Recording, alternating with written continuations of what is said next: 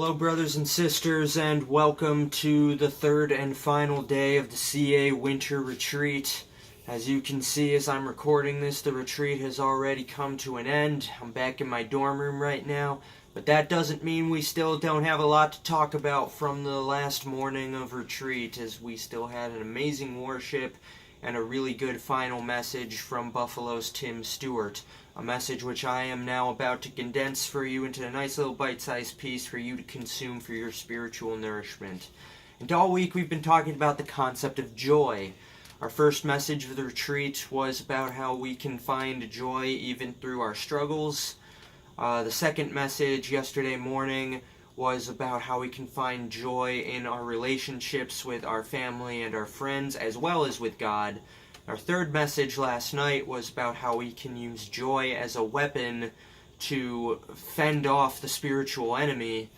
And this morning's message, to kind of put a little bow on the retreat, we talk about how we can practice joy and how we can change the world through joy. And basically how we do that is by practicing joy in every aspect of our lives. And our speaker this morning, Tim Stewart, he broke this down into a 4-step process which I'm about to lay out for you right now. The first step is being sensitive to the unwritten rules of the culture we live in and discerning how to react. Sometimes we need to preach the gospel and its joy through our words, and other times we need only to be there and to love on others and to represent God through our actions. The second step is being realistic about what we can accomplish.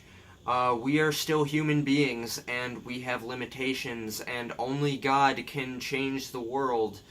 And although He has used humans to change the world for thousands of years, He changes the world through us. We need to walk in obedience to God, pour into people, and trust Him with the results. The third step is simply to persevere.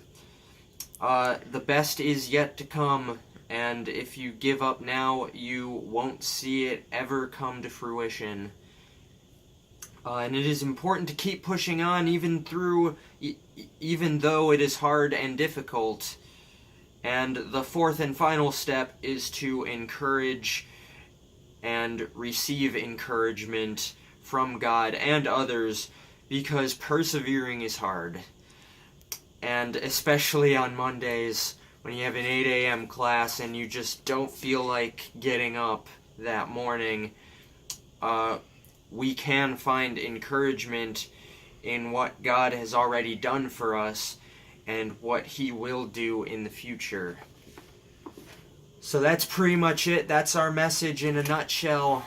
That's our final message of the retreat. Thank you all so much for joining us on this journey this weekend.